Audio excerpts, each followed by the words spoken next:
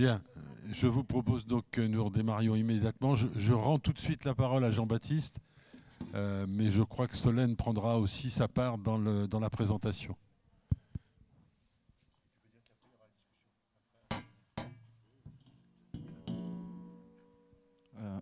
Je pense que c'est bon.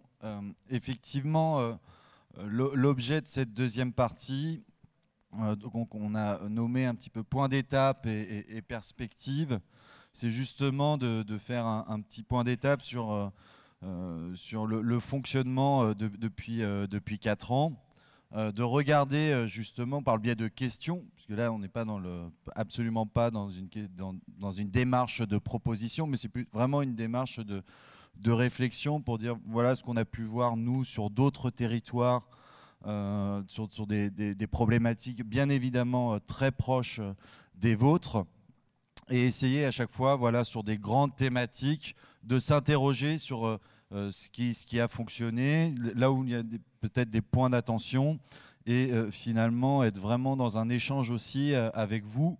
Donc n'hésitez pas aussi à intervenir, parce que ça doit être un débat vivant, pour vraiment justement avoir cette réflexion sur les différents enjeux.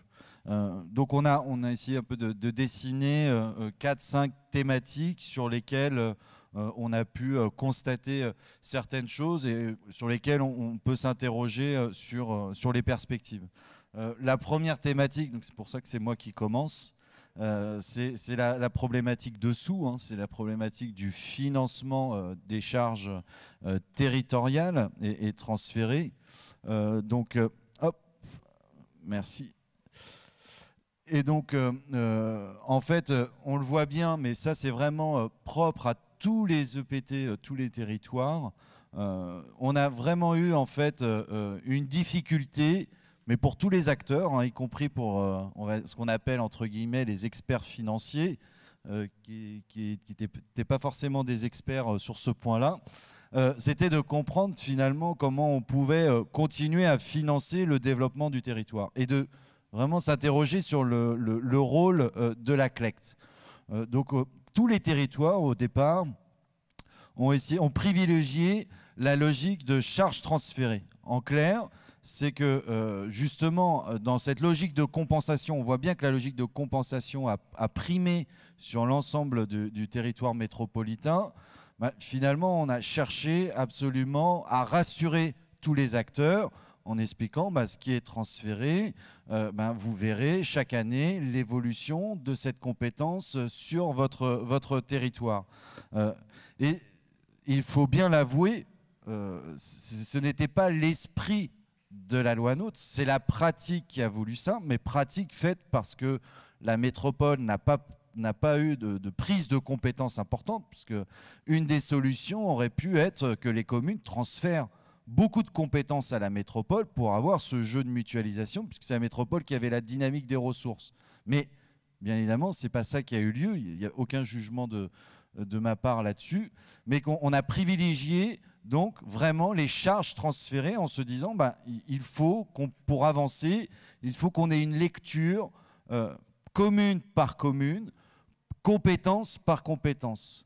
Mais on peut arriver à des situations où d'un point de vue extérieur, juste d'un point de vue d'un consultant qui travaille sur ce dossier-là, on peut s'interroger sur les limites du dispositif, puisque juste pour bien avoir en tête, pour faire en sorte que chaque commune ait une vision de l'évolution du coût sur son équipement, il faut que les services de finance de l'EPT, puis les services des communes, puisque c'est un jeu d'échange, travaillent sur à peu près 100 bilans. C'est 100 bilans qu'il faut faire, donc 100 tableaux, quasiment 100 analyses financières qu'il faut faire chaque année. Vous voyez bien que c'est voilà, là on n'est pas dans le principe de la mutualisation de l'économie. C'est que là on a un travail qui est conséquent. En plus, c'est un travail qui occasionne forcément un délai très important. Et là, c'est tous les établissements publics territoriaux qui sont concernés. C'est qu'on a un décalage entre ce qu'on a décidé du coût et finalement l'année d'imputation. Parce que le temps de se dire, est-ce qu'on est bien d'accord combien a coûté la gestion de la médiathèque par le PT, on est bien d'accord que ça coûte tant, ça, il faut que l'exercice soit fini, qu'on fasse vraiment le travail ainsi que les 99 autres bilans. Et donc, on se retrouve finalement à valider le coût définitif l'année suivante du coût. Voilà. D'où après aussi, ça a été relevé aussi par les services de l'État, de se dire, mais en fait, on a une certaine illisibilité parce qu'on a un décalage entre la décision qui est prise et puis l'impact sur le budget. En fait, on ne peut pas se dire en ouvrant le budget à quoi correspond Donc ça, c'est aussi un des risques, mais qu'on a vu sur d'autres territoires. Le problème, on va dire le fait défavorable pour votre territoire, c'est que c'est le volume. C'est qu'un territoire à 7 communes, sur 3 compétences, ça ne pose pas de problème. Vous avez des EPT qui ont été formés à partir que de communes qui n'appartenaient pas à un EPCI.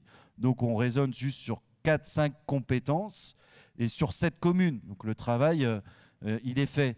Mais quand on est sur 24 communes et sur des compétences importantes de proximité de développement, le travail est très important.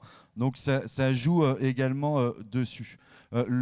Juste le deuxième point d'un point de vue financier, mais il y a eu un travail qui a déjà été engagé par les élus depuis 2017. C'est qu'on a eu aussi cette question de ce qu'on appelle les charges indirectes. Et ça, c'est un problème de la loi, un problème législatif qui concerne tous les établissements publics de coopération intercommunale et puis également les EPT. C'est que la loi n'insiste pas et n'est pas précise sur les charges indirectes. C'est-à-dire que quand on transfère une compétence, on peut transférer également les agents qui sont directement concernés par la compétence, mais après, une compétence, ça veut dire qu'il faut prendre en charge les dépenses, faire les mandats. Si on a des transferts de ressources humaines, il faut aussi gérer justement ces transferts d'agents. Donc c'est un coût de charge support, comme on appelle. C'est la direction des finances, la direction des ressources humaines.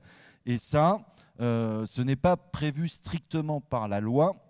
Et donc, c'est un travail qui est important parce que c'est un coût caché. C'est un coût caché parce qu'on se dit, mais comment ça se fait que le coût augmente? Oui, mais parce qu'il y a la prise en charge de cette compétence transférique qui n'est pas prévue dans l'évaluation de départ. Donc, c'est d'un point de vue financier, ce sont aussi un petit peu les limites sur cette partie-là qui ont été constatées. Je ne sais pas si...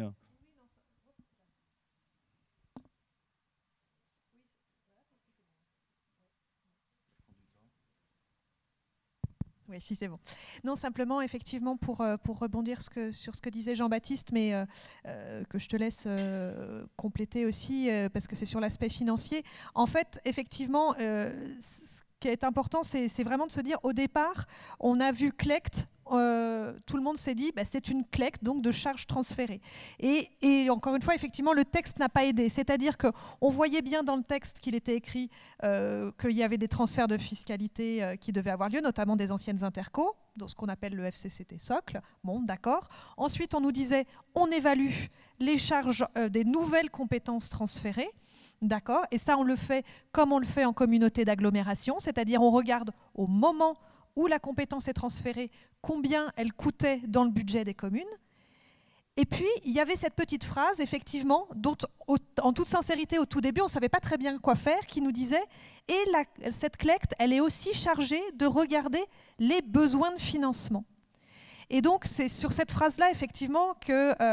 mais par la pratique, parce qu'en effet, on s'est rendu compte que la métropole n'avait pas ce rôle d'absorbeur de compétences et donc de prise en charge financière, qu'on a utilisé cette phrase qui disait « j'évalue les besoins de financement ». Et en fait, il y a eu une sorte un petit peu de dévoiement des choses, c'est-à-dire que ça a servi finalement à réévaluer les charges tous les ans. Alors que normalement, dans les communautés d'agglo, vous évaluez la charge au moment où elle est transférée, et puis après, parce que l'intercommunalité, elle a la dynamique de fiscalité, eh ben, elle assume les évolutions de compétences, en plus, en moins, mais on ne regarde pas chaque année, coup à coup, et on ne réévalue pas l'attribution de compensation de chaque commune en fonction de ce que ça a vraiment coûté à l'intercommunalité. Alors que là, effectivement, on est parti dans cette logique-là qui, ce que disait Jean-Baptiste, conduit d'abord effectivement à ce qu'on soit dans du l'euro et pas dans une perspective plus globale, pardon, et puis aussi à cette lourdeur très importante que les communautés d'agglomération ne connaissent pas, puisqu'elles ont évalué une fois pour toutes leurs compétences. Après, si elles ont envie tout ensemble à l'unanimité d'y revenir, elles ont le droit d'y revenir, mais il n'y a pas cette logique de je recalcule chaque année. Et donc c'est vrai qu'il y a cet élément-là dans l'EPT qui n'existe pas en communauté d'agglo parce qu'il n'y a pas cette logique de besoin de financement et tout ce qu'on peut mettre en dessous de cette notion de qu'est-ce que je fais quand j'évalue les besoins de financement de l'EPT. C'est un peu aussi, justement, ça fait le lien avec un des derniers, pas de problème, mais un des derniers enjeux qui ont été soulevés dans beaucoup de territoires, c'est lorsqu'on parle de l'investissement. C'est-à-dire que, imaginons une commune qui a un très gros investissement à faire et qui ne peut pas forcément le faire elle-même, hein, d'un point de vue de ses équipes financières, des choses qui sont quand même nécessaires. Mais finalement, on pourrait se dire, dans un cas classique, elle transfère finalement un équipement ou une compétence pour que justement le PCI à fiscalité propre classique puisse utiliser cette mutualisation des ressources à son échelle pour pouvoir financer cet investissement. Or, avec la question du FCCT, si on est vraiment dans la thématique charge transférée, ben en clair, c'est comme si on refacturait à la commune ce qu'elle ne peut pas payer. Donc c'est un frein finalement à la volonté aussi de développement. Donc c'est pour ça que ça a existé sur d'autres territoires. Hein. D'autres territoires ont eu une logique davantage de ce qu'on appelle un FCCT d'équilibre, c'est-à-dire qu'ils se sont attachés à regarder ce qui se faisait avant, mais après de se dire maintenant tous ensemble on fait un FCCT d'équilibre qu'on répartit selon des critères de ressources et de charges. Et donc on a un besoin et chaque commune contribue à ce besoin et ça permet au territoire d'engager les investissements et de payer la croissance des charges pour l'avenir. Juste à titre d'exemple, hein, sur la prise en compte des charges indirectes, tous les territoires y ont réfléchi, la métropole également y a réfléchi. C'est pas si simple hein, de se dire bah, tiens c'est tant de pourcents parce qu'il y a des méthodes, de savoir qu'est-ce qu'on prend comme compétence. Une compétence peut avoir un coût très élevé et finalement en termes de travail ça ne représente pas grand-chose. Une contribution à un syndicat c'est un flux voilà, annuel. Et donc ça ne demande pas beaucoup de travail. Par contre, il y a d'autres choses où c'est peut-être moins volumineux, mais il y a beaucoup de travail des fonctions support. Un exemple hein, sur le Grand Est, le PT Grand Est avait travaillé donc, sur un taux de 7% de charges indirectes. Et puis avait travaillé aussi sur un coût lorsqu'on transfère un agent. C'est un coût de prise en charge d'un agent transféré, combien il faut pour pouvoir l'accompagner. Donc ça faisait à peu près plus de 8%.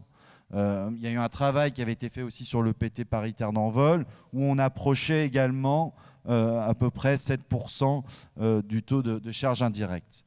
Sur le PT Grand Orly, il y a eu ce travail-là, qui a été fait en 2017 et 2018, où on a travaillé vraiment à partir des comptes 2015 pour savoir quel était un peu le taux de charge indirect. Il y a eu pas mal de réunions, je me souviens très bien, avec l'ensemble des DG, puis les élus, puis un travail aussi au niveau de la CLECT, où justement on avait fait un peu la même décomposition, c'est-à-dire quel taux de charge alloué à la gestion de la compétence, gestion financière, tout ce qui concerne les fonctions support, et puis qu'est-ce qui strictement concerne le transfert d'un agent, et donc là on est plus sur les aspects RH.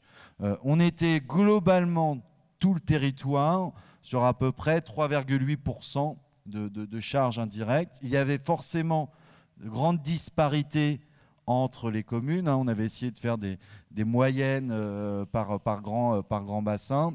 Donc ça pouvait aller jusqu'à 5% facilement pour des communes. Et on était sur un coût de charge moyen à peu près à 1 156 € par équivalent temps plein transféré.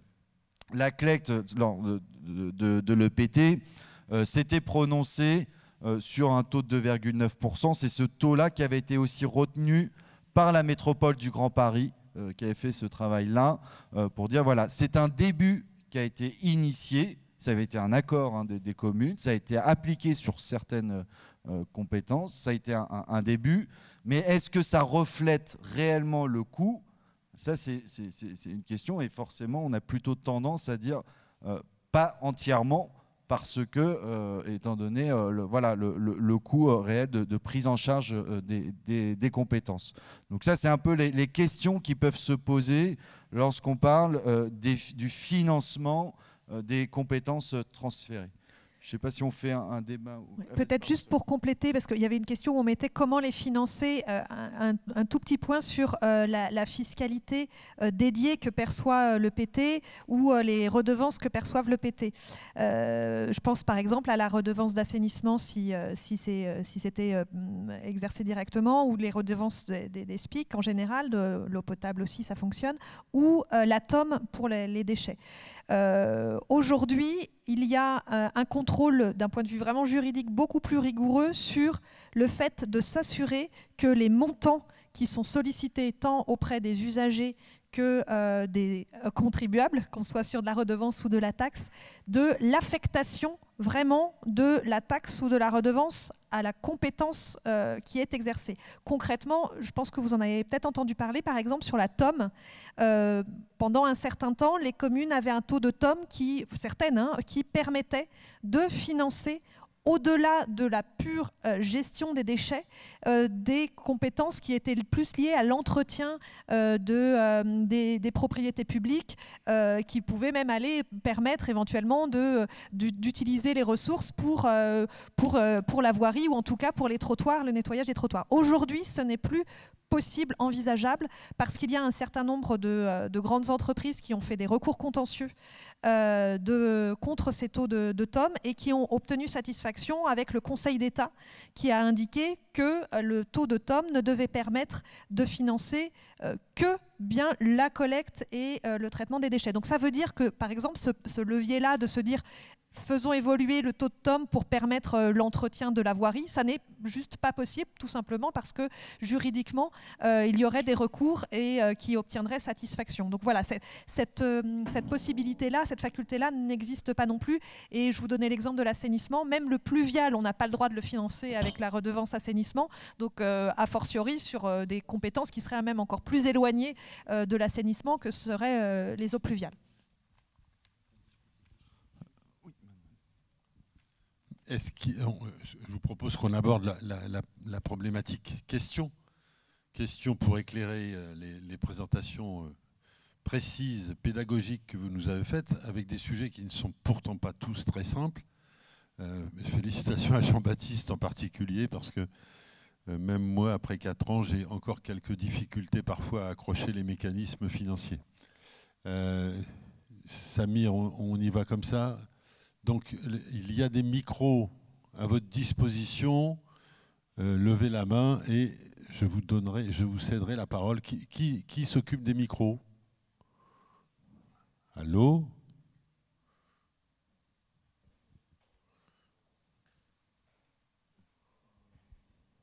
C'est bon, c'est parti. Alors j'ai Gilles Lafont, qui est au 2e rang.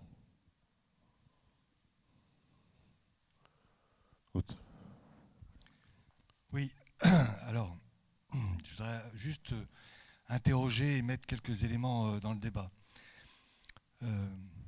Le fait intercommunal n'est pas un fait naturel pour les communes et pour les élus locaux. C'est quelque chose qu'il faut intégrer, parce qu'on a entre le législateur et les élus locaux une espèce de séparation de fait sur la manière dont on voit le fait intercommunal. Pour les élus locaux, le fait intercommunal, c'est on m'enlève de l'autonomie, d'accord, et on m'oblige à partager. Hein, c'est vécu comme ça. Particulièrement dans la petite couronne. Alors,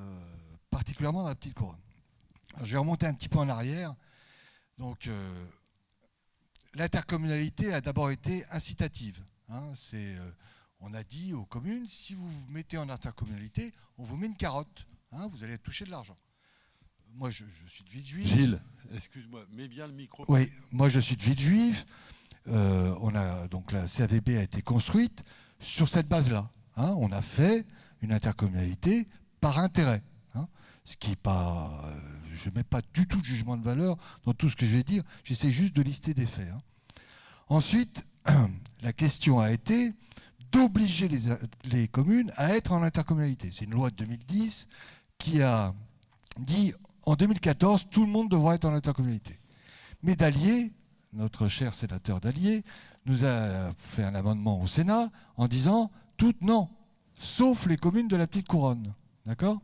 Donc cette exception-là était liée à une particularité de la petite couronne qui est d'avoir des communes très riches, d'accord, et des communes très pauvres. C'est de nos particularités qui est un fait établi.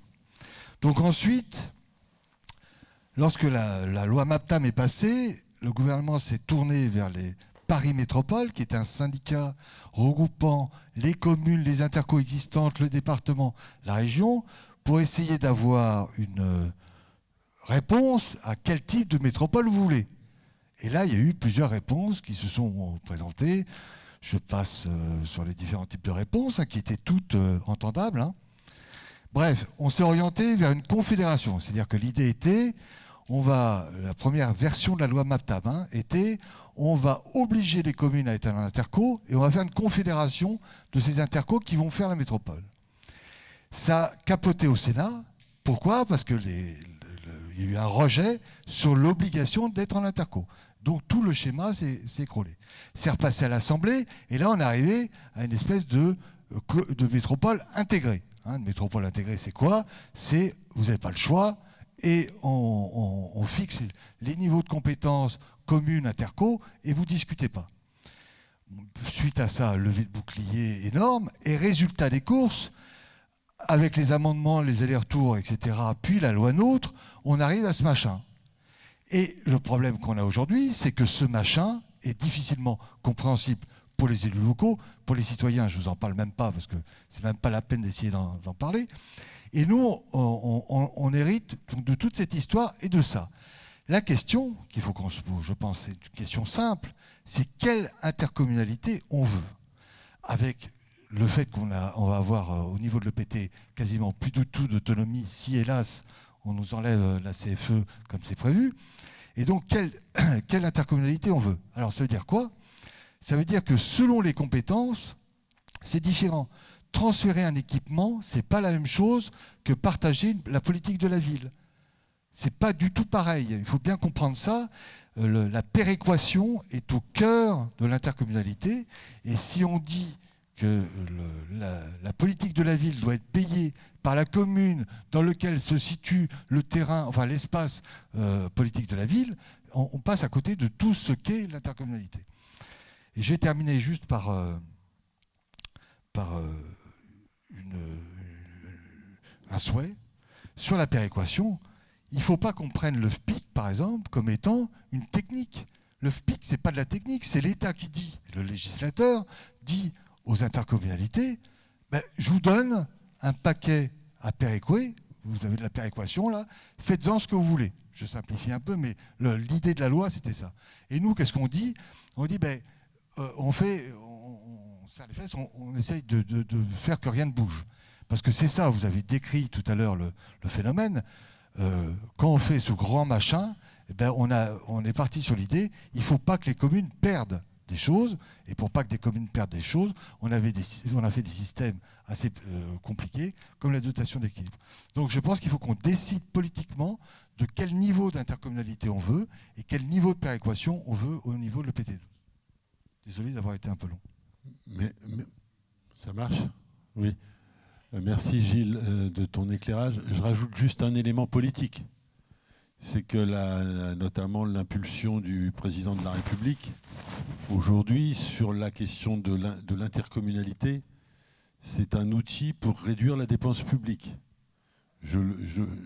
Ça accompagne la baisse de la DGF, bien évidemment, pour les collectivités locales, mais c'est aussi cette conception. On doit réduire la dépense publique, voire même réduire le rôle politique des collectivités locales. On vient de l'entendre récemment sur la question du Covid. Les maires, je le dis, je n'interprète pas. Je réduis le propos qui a été tenu. On veut réduire la parole politique dans le débat en ramenant les maires. On a besoin des maires quand il s'agit de distribuer des masques, pardonnez-moi, je le fais de manière provocatrice, ou de distribuer des dispositifs qui permettent de se protéger du Covid et de protéger nos populations.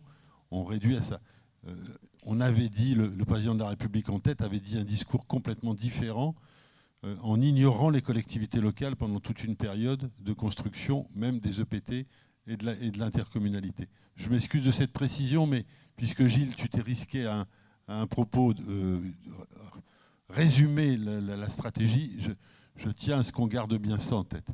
Est-ce qu'il y a d'autres demandes d'intervention? Fatah Agoun. Oui, Fatah Agoun, gentil. Je ne vais pas revenir sur ce qu'a développé Gilles. Et effectivement, les fameux 250 francs incitatifs, je crois, de l'époque, sur la création des communautés d'agglomération et la nécessité peut-être, dans la petite couronne et autres, de finaliser l'interco et de pouvoir avoir un maillage cohérent sur le territoire. Je ne vais pas revenir sur l'histoire. Pour autant, je voudrais apporter une nuance et après revenir sur les présentations qui ont été faites. La nuance, quand même, qu'on nous bassine depuis plus de 10 ans, c'est simplifions le millefeuille institutionnel. C'était la sémantique utilisée pour dire qu'il y a trop de strates entre les communes, les départements, les régions, et faisons plus simple pour être plus efficace, plus efficient vis-à-vis de l'objectif premier que tu évoquais, Michel, c'est-à-dire d'abord envers nos concitoyens pour répondre à des politiques publiques utiles qui servent et qui permettent d'émanciper les individus dans leur quotidien, dans leur vie.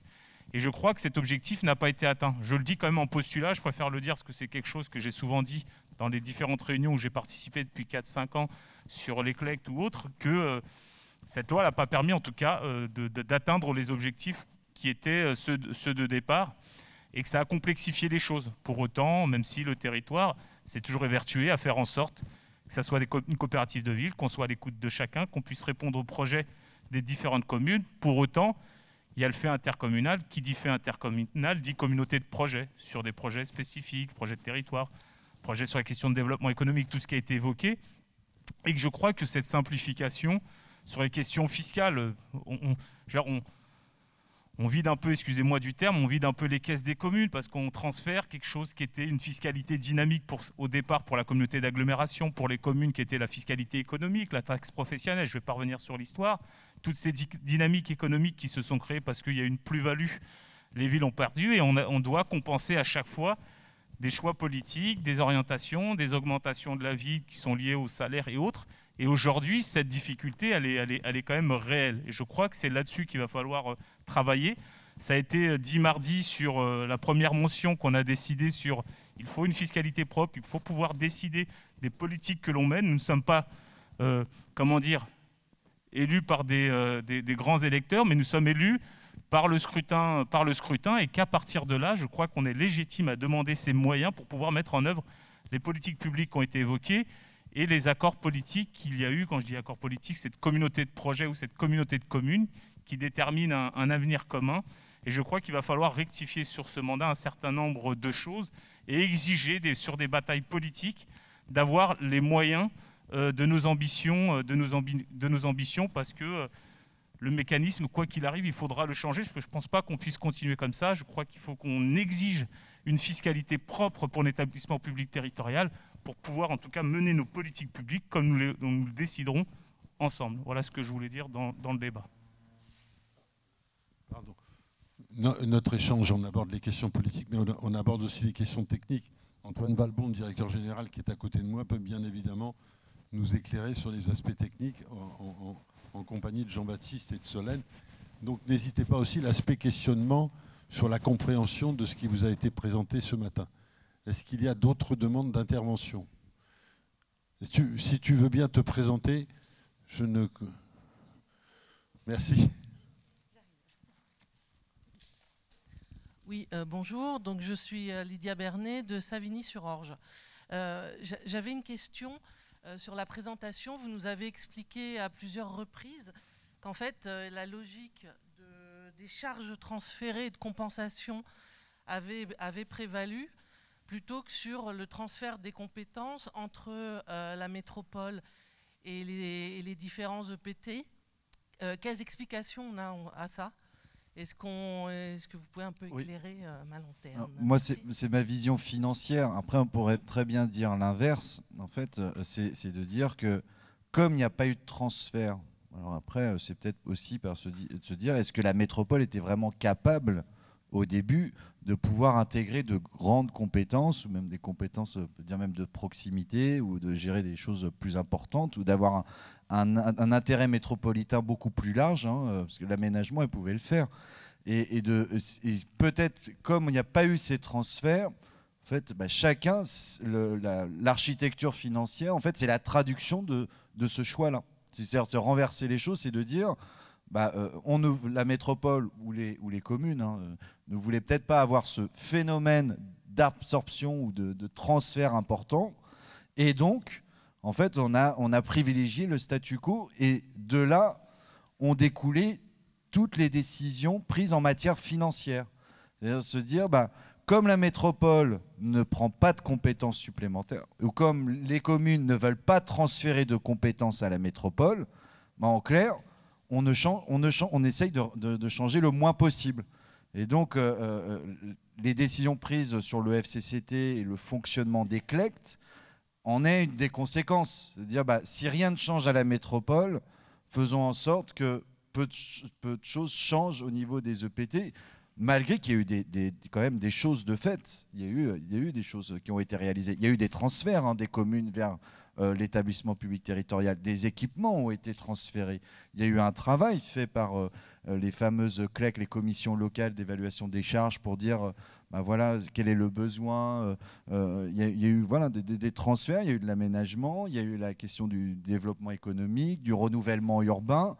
Ce sont des choses qui sont importantes, qui ont été faites, mais qui ont été faites avec l'établissement public territorial. Voilà. Et ça n'a pas été fait vis-à-vis de la métropole. Et donc, ça pouvait être l'acteur le plus important, la métropole, et on le voit bien à notre expérience. En fait, l'acteur le plus important sur l'espace métropolitain, c'est le bloc formé par les communes et les EPT. C'est ça qui est l'acteur le plus important en termes de compétences et d'action et de transfert. C'est ça qui a le plus marché. C'est pas finalement la métropole qui a joué ce rôle-là. Donc on peut l'inverser complètement. C'est juste mon point de vue financier qui regarde l'architecture, mais on peut l'inverser complètement. Le choix politique juridique qui après se traduit dans les décisions financières. D'un point de vue, alors ça va être presque plus politique que juridique, mais ça rejoint le propos de Jean-Baptiste. En fait, c'est que les textes ont un peu oublié le fait politique et la façon dont la métropole avait été imposée. Et n'a du coup pas tenu compte du fait que les choses n'allaient peut-être pas se passer de la façon dont ils l'avaient imaginé quand ils ont écrit les textes, pour dire les choses. Parce qu'effectivement, c'est ce que vous rappeliez, il y a eu cette... allez, en un mois et demi, il y a eu ces basculements, c'est-à-dire qu'on est passé d'un syndicat qui devait regarder globalement quelles étaient les logiques d'aménagement qui pouvaient être à l'œuvre, etc., à le Sénat qui en effet refuse l'article complètement, c'est-à-dire l'annule totalement, et une réaction, et on est vraiment en fait dans le fait politique là, dans cet aspect-là, c'est-à-dire qu'une réaction de l'Assemblée nationale, évidemment avec la majorité du gouvernement, une réaction de dire vous ne voulez pas de notre syndicat, on va vous mettre une interco à fiscalité propre. Il y a eu vraiment ce combat-là qui a été mené d'un point de vue politique. Et donc après, effectivement, ce que vous indiquiez, c'est-à-dire qu'il y a eu du coup une métropole du Grand Paris avec des compétences très importantes.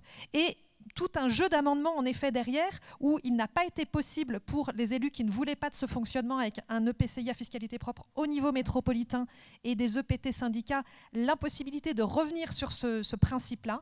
Il y a eu des amendements pour essayer de donner de la fiscalité propre aux EPT, ça a été refusé. On n'a pas pu, je dis on, pardon, parce qu'on a travaillé effectivement sur ce type d'amendement, parce qu'on voyait tous la limite très vite de l'exercice en se disant si vous ne donnez pas de fiscalité aux structures qui sont les plus proches et qui vont avoir un certain nombre de compétences opérationnelles, ça ne va pas fonctionner. Mais il y a eu vraiment un paradigme de dire non, c'est comme ça que ça va fonctionner. Et pour le coup, effectivement, il y a eu d'abord par des amendements le retrait d'un certain nombre de compétences de la métropole du Grand Paris. Par exemple, les communications électroniques, le très haut débit, à un moment donné, c'était dans les compétences. Donc c'est compétences d'investissement très lourdes avec des financements importants et donc qui pouvaient, par exemple, parmi tant d'autres, justifier que la fiscalité aille à la métropole. Et en revanche, ces compétences ont été enlevées. Donc voilà, il y a eu un certain nombre de compétences enlevées. Et en plus, il y a eu effectivement le fait politique derrière qui a été que le Conseil métropolitain n'a pas eu des définitions d'intérêt métropolitain très conséquentes. Je reviens sur l'aménagement. Concrètement, effectivement, l'aménagement est totalement revenu aux EPT. Et donc ce décalage entre l'effectivité des compétences exercées par la métropole et le fait que les flux financiers ne soient pas dirigés vers finalement l'intercommunalité qui allait avoir le plus de compétences à exercer.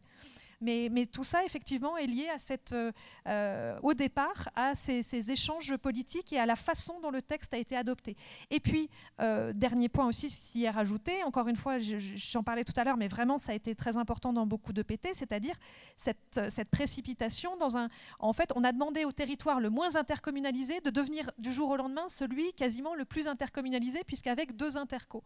Et donc, effectivement, il y a eu cet aspect-là qui a posé la question de se dire mais comment on peut aller de si peu à si loin en si peu de temps. Et puis aussi, dernier point, et qui est aujourd'hui peut-être un peu derrière nous, mais qu'il ne faut pas oublier, c'est qu'il y a eu tout ce questionnement derrière, ce changement politique aussi au niveau présidentiel, et de se dire est-ce que les EPT et la MGP vont perdurer ou pas. Aujourd'hui, ce débat, il est davantage derrière nous, en tout cas au niveau des EPT, mais il y a aussi ça qui a joué pour se dire comment financièrement on fait sur ce mandat-là pour réfléchir au développement de l'EPT.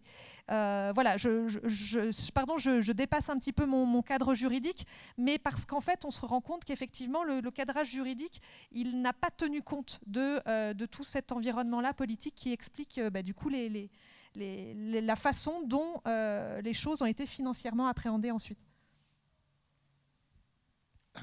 Merci Solène. Merci Jean-Baptiste. À qui ?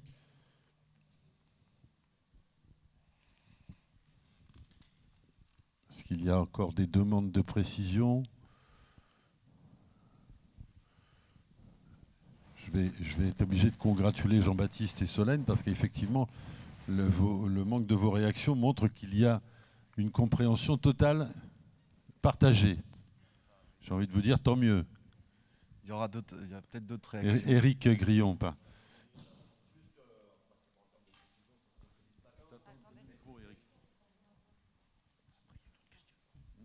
C'est pas pour conclure prématurément, mais on a bien écouté tout ce que vous nous avez dit, qu'à la fois c'était une vaste machine qui servait un peu de compensation. Donc après, on peut être pour ou contre la métropole, pour ou contre les territoires. Après, c'est des sujets politiques et on a vu ô combien c'était politique, toute cette installation. Mais par contre, ce qu'on peut se demander, c'est aujourd'hui, où va-t-on ? Parce qu'on sait qu'en fin 2020, on n'a plus de fiscalité. En tout cas, ça va devenir très très compliqué si on perd la CFE. Et vous, avec vos expertises de professionnels, que pouvez-vous nous en dire ? Avez-vous une petite idée de ce qui peut se passer ? Et surtout qu'on a eu affaire à des réformes qui ne sont jamais venues de la part du gouvernement. Il y a eu 2-3 étapes où chaque année on nous a dit écoutez, ça va se faire, patientez. Attendez, ça va se faire, patientez. 1 année, 2 années, 3 années. Là, on est à moins de 2 ans des présidentielles. Et rassurez-vous, rien ne se passera. Donc, quelle va être la suite ? Est-ce qu'on va repartir sur une période transitoire ? On va nous dire écoutez, jusqu'aux élections, vous allez garder votre CFE et puis on va aller comme ça et la CVE à la métropole. Ou alors, y aura-t-il des décisions ? Mais ça, c'est plus votre expert de professionnel, alors pas politique pour le coup, mais parfois le professionnalisme et la politique doivent faire bon ménage. Voilà, merci. Jean-Baptiste, je précise d'ailleurs que tout de suite derrière, il y a la suite des questionnements pour essayer d'éclairer. Tout à fait. Alors, on peut passer justement pour répondre à votre question. Alors, bien évidemment, on n'a pas de piste clé en main. Voilà, sinon, on serait très riche. Si à tous les EPT, on pouvait dire voilà la solution. Par contre, effectivement, en fait, on s'est beaucoup interrogé avec Solène et aussi les services de l'EPT, puis de regarder ce qui se fait ailleurs, les questionnements, et puis finalement d'avoir le recul sur la loi et de se dire, alors un EPT, on l'assimile à un syndicat de communes. Voilà. Et parce qu'on dit, finalement, une des principales ressources, ce sera la contribution des communes membres de l'EPT. On a eu on sait qu'il y a eu des choses qui ont été faites, notamment sur des syndicats à la carte. Par exemple, les grands syndicats d'aménagement, pardon, j'ai fait une bêtise, c'est bon.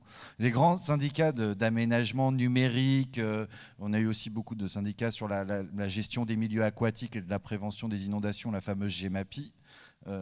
Cette question s'est posée, c'est-à-dire comment, à partir de territoires avec plusieurs disparités et qui ne choisissent pas forcément les mêmes compétences, on assure un financement équilibré. C'est un peu ça, finalement. C'est-à-dire que, on le verra, il y a certains territoires, on est sur une question, comment on harmonise les compétences, ou d'autres, c'est qu'est-ce qu'on fait de certaines compétences, ou comment on les organise peut-être mieux, de façon plus efficace.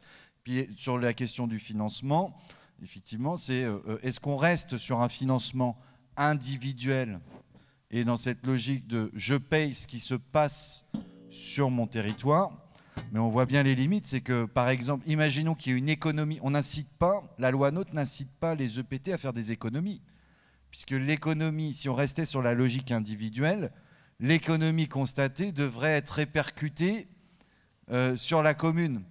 Donc en fait, on se dit, en fait, ça ne sert à rien voilà, on n'est pas du tout sur l'esprit de rationalité, de simplification, on reste sur la logique individuelle. Donc c'est pour ça que certains territoires, ce n'est pas la majorité, mais on fait cette approche-là, c'est de dire, j'ai le point de départ, voilà, parce que c'est la loi qui demande, c'est quand on est la première année, on se base bien sur ce qui a été fait les années précédentes, quand une commune transfère une compétence. Mais par contre, après, en fait, on donne, je ne vais pas dire une liberté, mais c'est la responsabilité de l'établissement public territorial de gérer au mieux les compétences qu'on a transférées. Et donc, si on peut faire des économies d'un côté pour financer une augmentation du coût par ailleurs, ou si on veut créer un nouveau service, ou si on veut faire de l'investissement, parce que c'est aussi... l'important pour les collectivités, c'est quand même le développement, c'est l'investissement qui permet de faire vivre un territoire. Donc là, on lui donne cette possibilité-là de le faire. C'est vrai qu'on a eu cette question-là dans beaucoup de syndicats, quand il y a des regroupements aussi, de grosses compétences, et notamment sur le numérique. Quand on n'a pas les mêmes compétences, certains faisaient que de l'aménagement de l'infrastructure, et d'autres faisaient de l'infrastructure et de l'utilisation des services. Et bien justement, c'est de créer, en fait, pas des sous-budgets, mais de rassurer dans la logique je paye que ce qui me concerne, d'accord. En revanche, on a un peu plus de marge de manœuvre pour gérer le budget, d'être dans une logique déjà pluriannuelle, parce que si on doit faire des bilans chaque année, en fait, on n'a pas du tout cette perspective de dire qu'est-ce qu'on va faire pour les prochaines années. Donc d'être davantage dans une logique pluriannuelle et plus par soit thématique, soit bassin de vie. Votre territoire a plusieurs bassins de vie, à la différence peut-être de Boucle Nord de Seine où voilà, on a, je ne sais plus, 6 ou 7 communes. Bon, voilà, c'est un bassin, c'est beaucoup plus simple pour eux. Vous, à l'échelle de 24, on est sur une pluralité de bassins et pluralité de compétences selon les territoires. Et donc c'est plutôt de raisonner par ensemble qui peut être intéressant plutôt que de rester de manière individuelle. Par ensemble, c'est qu'on permet de garantir quand même à la commune qu'elle ne paiera pas une compétence qu'elle n'exerce pas. Après, ce n'est pas une solution parfaite parce qu'après, il faut décliner les choses, c'est dire l'investissement, est-ce qu'on le fait par bassin, est-ce qu'il y a des choses qui sont vraiment qui concernent toutes les communes. Voilà. Mais ce système, comme la loi NOTRe a privilégié l'EPT comme assimilé à un syndicat de communes, c'est de trouver un peu dans cette thématique-là ce qui pourrait, les bonnes pratiques. Voilà. Une autre pratique, c'est ce que j'expliquais tout à l'heure, un EPT qui explique que voilà, je fais ce qu'on appelle un FCCT d'équilibre, c'est-à-dire que je demande de l'argent à toutes les communes, pas en fonction de ce qu'elles ont transféré, mais en fonction de leur capacité contributive, en fonction de leurs ressources et les charges. Et en fait, c'est un système de péréquation. C'est-à-dire, c'est peut-être un peu les plus riches qui payent par rapport à ceux qui sont moins riches, mais on peut ajouter plein de critères. Hein. On peut le faire aussi par thématique. Voilà. Il y a plein de choses, mais sans rentrer bien sûr dans une usine à gaz. Mais voilà, il existe des choses qui peuvent permettre justement de sortir de cette logique individuelle sans non plus menacer la coopérative de ville. C'est qu'on est bien après sur un système de respecter le choix aussi des communes de développer au sein d'un territoire cohérent. Voilà. Des choses qui pourront se faire à l'ensemble des 24 et d'autres qui concerneront certaines parties du territoire. Oui, pour donner un exemple concret par rapport effectivement au syndicat donc de GEMAPI, de gestion des milieux aquatiques, prévention des inondations, et tous les syndicats en général, en fait, il ne faut pas vouloir opposer mutualisation du calcul des coûts et individualisation malgré tout de qui paye quoi. Je m'explique.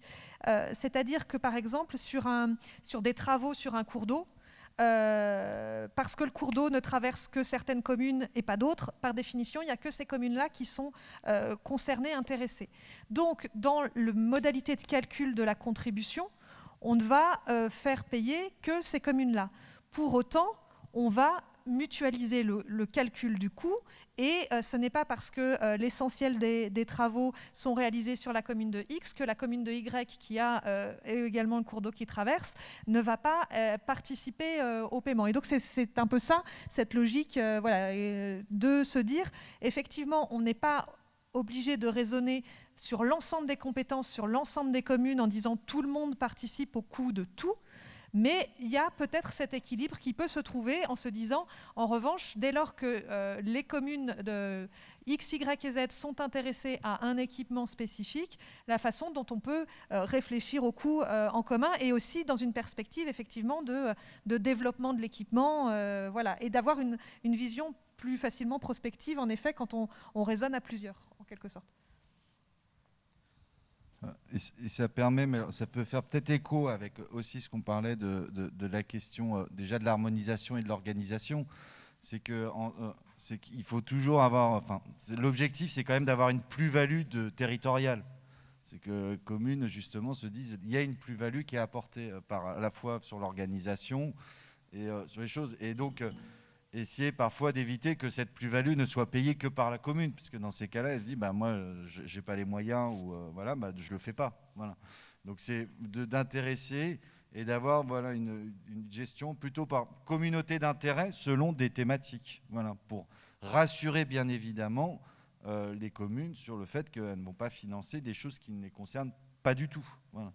Donc c'est pour ça que on est vraiment sur des questions comme un peu des syndicats à la carte qui sont sur l'idée de prendre en compte bien sûr des spécificités, mais avoir quand même une vision d'intérêt collectif pour certaines compétences quoi, et sur le financement.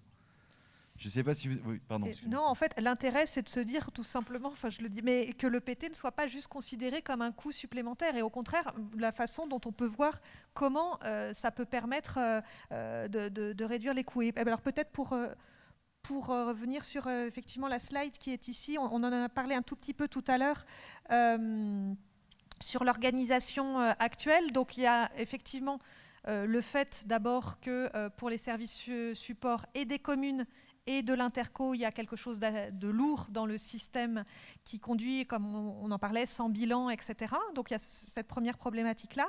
Et puis il y a aussi, accompagne les flux financiers, le mode d'organisation RH de gestion de la compétence. Alors là-dessus, pour le coup, c'est simplement pour faire un tout petit rappel juridique sur comment les agents passent d'une commune à une interco, et en particulier à un EPT. En fait, il a été prévu pour les établissements publics territoriaux qu'ils aient les agents des anciennes intercommunalités, donc les agents des anciennes communautés d'agglo sont devenus agents territoriaux. Et puis, pour le reste, dès lors qu'il y avait des compétences transférées, le principe était celui d'un transfert, alors c'est comme dans les communautés d'agglo, d'un transfert des agents qui sont intégralement affectés à la compétence, et puis une mise à disposition des autres. Là-dessus, très clairement, et ça vaut et pour les EPT et pour les communautés d'agglo, il y a une marge de manœuvre sur la façon dont on voit les choses. Je m'explique. Le texte nous dit, donc, ce sont les agents qui sont intégralement affectés à la compétence. Il ne donne pas de ratio. Il ne nous dit pas 5%, 10%, 15% ou 90, 95%. Donc en fait, et il nous dit d'un agent qui est affecté à un service ou une partie de service transféré, mais sans nous dire ce que c'est qu'un service. Forcément, puisque d'une commune à une autre, les noms des services, l'organisation varie. Et donc, en fait, il y a deux façons de le voir à ce moment-là, ce système. Soit on se dit, on réfléchit à comment on rationalise les choses et on réfléchit à ce que certains agents communaux soient transférés à l'interco, soit en fait, en réalité, 100% de la totalité de la compétence, si bien sûr vous allez élever les reapers dans les déchets, ça c'est assez facile à identifier, mais sinon sur des compétences plus administratives, vous avez toujours un petit quelque chose d'autre, etc. Et donc vous pouvez ne pas avoir du tout ou très peu de transferts. Et donc ce qui se fait parfois, c'est encore une fois en amont, la commune réorganise ses services, évidemment en réflexion avec ses agents pour voir ceux qui partent à l'intercommunalité et ceux qui restent dans la commune parce qu'affectés à des missions communales. C'est pas ce qui s'est passé là, et encore une fois, notamment lié à la précipitation qui a été un peu celle qui a été contrainte par les textes. La façon dont les choses ont été organisées ici, ça a été d'avoir effectivement cette mise à disposition pour l'essentiel des agents. Donc avec peu de transferts parce qu'effectivement les agents pouvaient avoir une fonction ou une autre. Mais du coup, concrètement, qu'est-ce que ça veut dire? Ça veut dire que même une personne qui travaille à 90% de son temps sur des actions intercommunales est restée au niveau communal.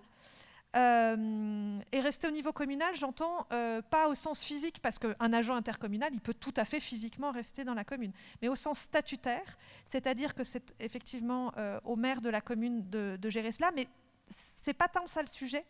La difficulté administrative de cela, et financière, c'est à la fois qu'il faut prévoir des conventions. Donc il y a une démultiplication de conventions avec toutes les communes pour organiser ces mises à disposition. Et puis, évidemment, des flux financiers qui s'ajoutent aussi sur la mise à disposition. Voilà, donc il y a cette problématique qui est liée très clairement, effectivement, encore une fois, au texte, et donc dont il faut aussi se l'approprier, se dire, une fois qu'on sait comment le texte fonctionne, qu'est-ce qu'on décide d'en faire et comment réfléchit-on à cette question d'organisation, voilà, là aussi, qui peut être éventuellement source de lourdeur administrative. Oui, juste compléter le propos que vient de tenir Solène sur l'aspect humain. Solène a fait une présentation des logiques financières de la gestion des ressources humaines et donc des personnels. Je voudrais le compléter sur l'aspect humain, parce qu'aujourd'hui, on est confronté à ces deux logiques. Dès lors que la loi a décidé qu'un certain nombre de compétences étaient gérées à l'échelle communale et d'autres à l'échelle intercommunale, inévitablement, ça modifie les organisations communales, puisqu'il pouvait y avoir des agents qui effectuaient des tâches qui relèvent aujourd'hui de la compétence communale et qui, ces mêmes agents, font des tâches qui relèvent de la compétence intercommunale. Et donc, il y a deux possibilités. Soit, effectivement, ce qu'explique Solène à l'instant, c'est d'avoir des pourcentages de division de la personne qui va effectuer une partie de son temps de travail pour la commune et une partie de son temps de travail pour l'intercommunalité. Il y a une autre solution qui est de réorganiser les services de manière à ce qu'on ait des personnes, des femmes et des hommes, qui effectuent tout leur temps, soit pour la commune, soit pour l'intercommunalité. Et ce n'est pas sans conséquence. Ce n'est pas sans conséquence sur les femmes et les hommes qui agissent pour les services publics.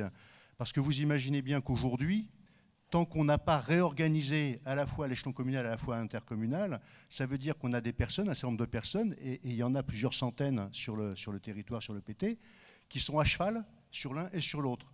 Et en termes de capacité à agir, c'est souvent des situations, ça peut être des situations, alors moi je dis souvent de schizophrénie, de double injonction, d'injonction contradictoire, et de personnel, donc agents des services publics, qui ne savent plus très bien où ils sont, et qui ne savent plus très bien à qui doivent répondre, comment se passe la chaîne de décision. Et je n'évoque pas ici ce que vient de dire Solène, le fait qu'ils travaillent dans la commune ou pas. Ça, c'est totalement indépendant. Les services intercommunaux travaillent partout. Ils travaillent bien évidemment dans les communes. Ils ne sont pas extra-communaux. Ils sont forcément dans les communes. La question, c'est quelle est la chaîne d'organisation qui fasse que ces agents-là savent où ils sont et dans quelle organisation ils travaillent. Et ça, c'est un sujet très très lourd sur lequel il faudra bien évidemment...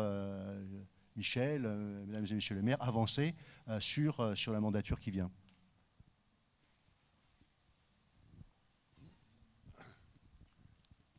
Est-ce qu'on a fait le tour de l'ensemble des problématiques, Jean-Baptiste, ou pas?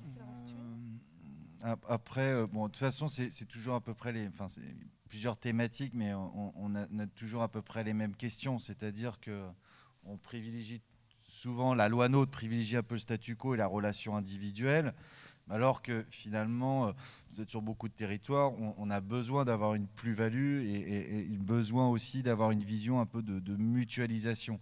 Et c'est vrai que c'était juste aussi pour expliquer que dans d'autres territoires, il y a aussi ce souci d'harmoniser les compétences davantage, harmoniser ne serait-ce que l'exercice et de mutualiser davantage, ce qui a été fait sur certaines compétences, sur la voirie, le réseau du conservatoire, médiathèque marche très bien, mais c'est vrai que ça permet d'inciter aussi davantage à mutualiser dès lors qu'on n'est pas dans un système de refacturation individuelle et dire la plus-value que je vous apporte, je vous la fais payer tout de suite. C'est plutôt de dire la plus-value, c'est est-ce que ça peut me permettre d'avoir un meilleur service, voilà, et que finalement si j'étais tout seul, je paierais sûrement plus cher ce service supplémentaire et que grâce à l'effet, à l'intérêt territorial, ça me permet en fait d'avoir un meilleur service sans dépenser beaucoup plus que si je le faisais, ou sans dépenser plus que ce que je faisais tout seul. Donc voilà, mais c'est pour montrer aussi tous les leviers qui peuvent exister. Ça ne va pas être qu'un seul levier financier, c'est vraiment, on peut jouer sur l'organisation, sur l'harmonisation des compétences, sur les règles de financement. Tout ça, toujours dans un même but, ce sont que des outils, toujours dans le même but, c'est de renforcer, d'apporter une plus-value sur le territoire. Je ne sais pas si... voilà, c'est peut-être juste sur la question d'ajustement des périmètres des compétences ou de l'intérêt territorial, Solène vous le disait, les différences qui peuvent exister. Oui, ça revient sur effectivement ce qu'on évoquait tout à l'heure sur la notion d'intérêt territorial. Mais tout est effectivement extrêmement imbriqué puisque, en effet, si on est sur une logique euro-euro, il est difficile de passer un palier supplémentaire de niveau de service public, mais je reprends, pardon, du coup, je paraphrase un petit peu Jean-Baptiste. En fait, donc, quand je mettais l'ajustement des périmètres de compétences est possible, voire nécessaire, c'est-à-dire qu'effectivement, on peut avoir cette réflexion de compétences, alors au global ou par échelle par bassin de vie, par territoire, au sein même du territoire, et voire nécessaire, je faisais référence à ce que je vous évoquais tout à l'heure, c'est-à-dire de se dire, est-ce que juridiquement, à un moment donné, il faut aussi se poser la question de la délibération d'intérêt territorial et de sa reformulation pour être dans la logique, effectivement, de vraiment la notion d'intérêt territorial, c'est-à-dire est-ce que véritablement, comment on apporte une plus-value à l'exercice intercommunalisé de la compétence et dont, quoi qu'il en soit, et effectivement en dehors de toute question politique, de la justification de la présence ou pas, le fait même intercommunal existe aujourd'hui sur le territoire et de se dire comment on arrive à en tirer profit. Oui, là encore, je vais compléter le propos de Solène pour faire tomber une sorte de croyance qu'on pourrait avoir sur une compétence transférée qui serait gérée à l'euro. Parce qu'à partir du moment où un transfert a été fait avec une gestion intercommunale, et vous le verrez demain matin avec la présentation des différentes actions qui sont menées par les services, je prends un exemple simple sur le réseau des médiathèques ou encore même sur la voirie, dès lors qu'une compétence est gérée à l'échelle intercommunale, inévitablement, il y a des choses qui sont gérées en commun. Il y a la gestion des femmes et des hommes qui sont gérés en commun. Si des personnels viennent à manquer sur un équipement, il peut y avoir des bougées de personnel. Il y a forcément des choses qui, inévitablement, des fonds de documentation. Enfin, vous verrez les exemples demain. Mais même si on est à minima dans une approche qui fait qu'on ne partage pas, inévitablement, il y a toute une série d'objets qui sont gérés en commun.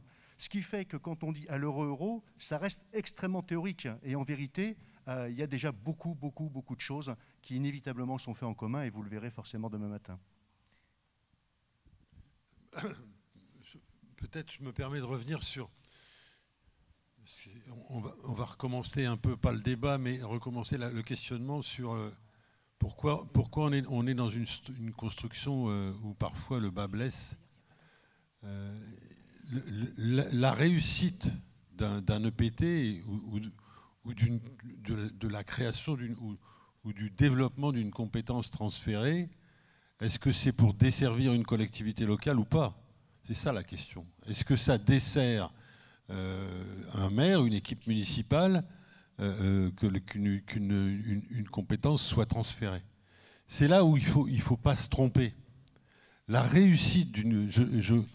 Je regardais Jean-Luc Laurent tout à l'heure, parce que notamment, par exemple, sur les questions, il y avait une méthodologie de travail sur la question des équipements et des équipements partagés sur cette commune de mémoire. Il y avait ce qu'on appelait le livre blanc de l'investissement. Ça n'a pas desservi chez les communes, ça a simplement organisé collectivement quelque chose qui s'est mis au service des communes individuelles. Moi, j'ai la conviction qu'il faut qu'on dépasse cet aspect de crainte, de peur, voire d'interrogation politique pour rester dans nos sujets, pour se dire, voilà, qu'est-ce qui va nous permettre de créer les conditions pour que ça améliore notre situation et que ça nous permet d'améliorer le service public. Je vais prendre un exemple qui est très pragmatique, mais c'est la question de l'achat des équipements, de l'achat par exemple du mobilier urbain dans les collectivités locales. On a tout intérêt, je pense, à travailler, à rapprocher la dimension de la commande intercommunale dans l'intérêt communal. Il ne s'agit pas d'uniformiser, on ne va pas mettre les mêmes bancs ou les mêmes équipements de terrain sur la voirie dans les 24 villes, c'est pas, mais on a moyen de se créer, de se faire proposer par les entreprises, par celles et ceux qui vont répondre à nos sollicitations, une multitude de modèles, mais si on a une commande regroupée ou quelques commandes groupées, on va nécessairement atteindre des dimensions de marché qui vont nous permettre de faire des économies d'échelle. C'est ça l'enjeu qui est devant nous. Il ne s'agit pas de se braquer, d'organiser des bras de fer, mais de se dire comment on se met en position de réfléchir sereinement. D'autant plus que quand on commande du matériel, c'est pas, il y en aura d'autres, il y en a une et on pourra expérimenter l'efficacité et la réussite. Et il y en aura d'autres derrière, on verra bien ce qu'il faut ajuster ou pas. C'est la même chose pour les équipements. On peut se poser la question aujourd'hui, je vais prendre un seul exemple, mais on a une réflexion qui est engagée et que je suis convaincu qu'elle aboutira. Il y a une obligation pour les collectivités locales de participer au fait que tous les enfants qui sortent de l'école primaire sachent nager. Alors je mets de côté la période actuelle du Covid. Mais si on veut être dans cette réponse-là à nos populations, est-ce que la question est de construire, je suis provocateur, mais je le fais pas à mauvais escient, est-ce que ça veut dire qu'il faut qu'on construise une piscine dans chaque ville? Est-ce que toutes les villes ont la capacité de construire une piscine? C'est aussi ça qu'il faut se dire. Ou alors est-ce qu'on réfléchit pas à avoir un équipement intercommunal, je sais pas moi, on va pas faire un bassin olympique, il y en a un qui va se faire ailleurs en Seine-Saint-Denis. Non, la question est de se dire qu'est-ce qu'on met en commun dans des bassins, dans des zones géographiques qui permettent de créer cette dynamique. Voilà, ce sont les réflexions que nous avons devant nous. Moi, je ne réduis à rien, et ce que je veux surtout pas, c'est ce qu'on est. Mais au contraire, ce que je veux, c'est ouvrir le livre des questionnements qu'on doit se poser ensemble pour essayer de développer. Et après, je le dis, et sans aucune... il n'y a aucune provocation dans mon propos, c'est au bénéfice des collectivités locales, des maires, des conseils municipaux si on travaille comme ça. On peut regarder par ailleurs comment les maires s'en sortent, je ne parle pas d'élections, mais les maires, dans le rapport à leur population, je vous assure que l'expérience que j'ai, je participe régulièrement à, comment ça s'appelle, l'ADCF, il y a une grande satisfaction des maires qui sont profondément intercommunaux. On n'en est pas là. Le territoire, parce que je ne mets pas de côté toutes les difficultés objectives qui sont les nôtres par rapport à je vais dire, les insuffisances, pour rester poli, de la loi NOTRe, qui seront rectifiées, parce que ça ne peut pas être autrement. Ça ne peut pas être autrement, il y aura besoin de rectifier les choses. Imaginez demain, bon, on arrête tout, la CFE et remonte à la métropole et tout, comment on va gérer les déchets combien d'habitants, 3 millions d'habitants de la métropole? Comment on va gérer toutes ces questions-là? C'est pas l'utopie, là, on est dans la farce. Et donc, il faut se dire, il y aura des changements, mais ces changements, on peut aussi les construire à partir d'un processus de travail qui est engagé pour montrer que le chemin est le bon, et j'insiste, au service des communes. Parce que nous restons obsédés au territoire, mais c'est valable dans tous les territoires, quelle que soit leur direction politique. Je travaille à l'Alliance depuis 4 ans, je peux vous garantir que c'est objectivement, tous les territoires partagent cette démarche. Le rouage essentiel du travail du service public, c'est d'abord la commune. Donc nous sommes au service de la commune, nous sommes au service des communes, et il faut chercher à le faire comme ça. Si vous me permettez, Monsieur le Président, de rebondir sur votre propos par rapport... Il y a un exemple intéressant par rapport à l'éclairage public que vous évoquiez, parce que ça peut être une façon de réfléchir effectivement à l'outil. Je pense en province aux syndicats d'énergie qui ont des périmètres départementaux, hein, donc qui sont des grands territoires, et qui ont très souvent, à côté de leur compétence électricité, une compétence éclairage public que beaucoup de communes leur transfèrent. Et ils ont effectivement cette logique à la fois donc, de proposer effectivement ce que vous indiquiez, c'est-à-dire toutes les communes du département ne vont pas avoir les mêmes candélabres, tout simplement parce qu'elles n'ont pas, voilà, historiquement, pas les mêmes périmètres, le même décor, que sais-je. Enfin, voilà. Donc ils ont des propositions différentes, mais effectivement, ça permet d'avoir des groupements de commandes et d'avoir des économies d'échelle importantes. Et donc ils ont, j'allais presque dire, un catalogue de propositions à faire aux communes qui sont intéressantes, qui permettent de mutualiser les coûts. Ça va aussi jusqu'à l'ampoule, hein, c'est-à-dire effectivement mutualiser le coût des LED, etc. Donc il y a cet aspect-là de mutualisation, mais en gardant plusieurs propositions pour les communes. Et puis avec cette idée aussi, comme ils sont encore une fois sur des grands territoires et avec beaucoup d'élus, ils ont ce qu'ils appellent souvent des secteurs d'énergie, c'est-à-dire que les élus se regroupent par territoire. Souvent c'est les anciens cantons, enfin voilà, tout dépend de l'histoire du syndicat, et où les élus peuvent remonter les besoins d'investissement identifiés sur le périmètre en question. Voilà, ça peut être typiquement ce genre de choses. Et ce sont donc des syndicats donc, qui ont ces besoins de financement, et comme on est sur de l'éclairage public, qui viennent de la contribution, hein, là, des communes membres. Et il y a cette logique-là qui peut être, par exemple, une illustration de ce qui peut être réfléchi en termes d'organisation. Allez-y, madame, je vous en prie. Un micro, s'il vous plaît. Il arrive.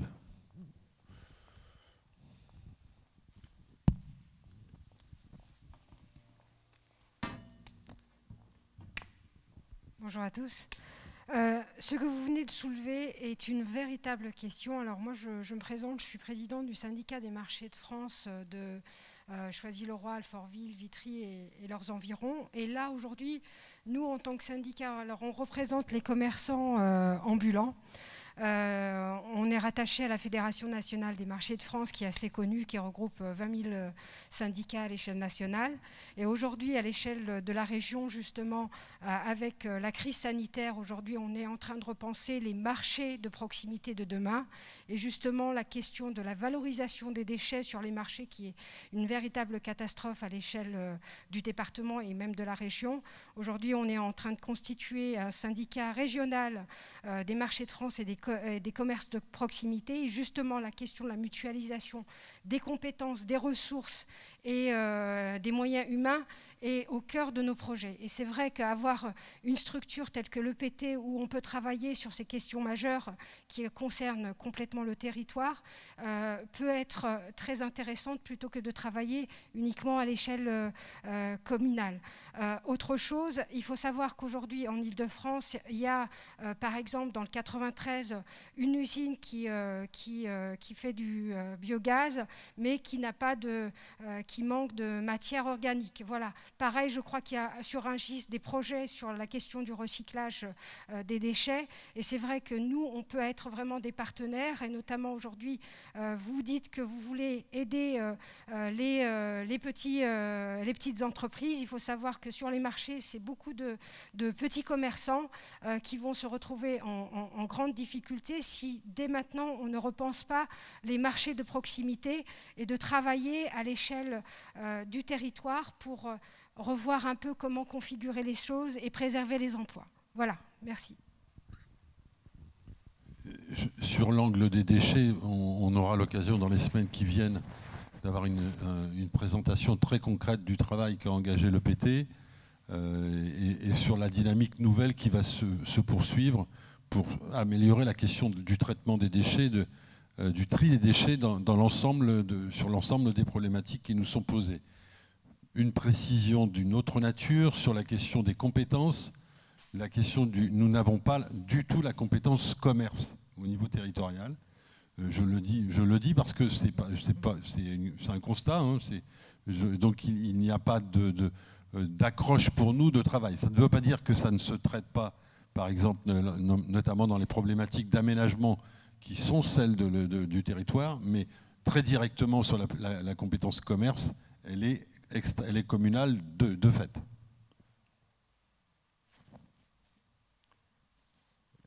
S'il n'y a pas, moi je ne veux pas, d'autant plus que nous poursuivons le débat demain matin, je ne veux pas vous effondrer complètement. J'ai conscience du fait que cette matinée, en tout cas, était nécessaire. Je regrette qu'on ait un public un peu clairsemé, mais ça va venir avec le temps. Il faut aussi qu'on prenne l'habitude. Bon, je vous donne une explication qui en est en tout cas un morceau.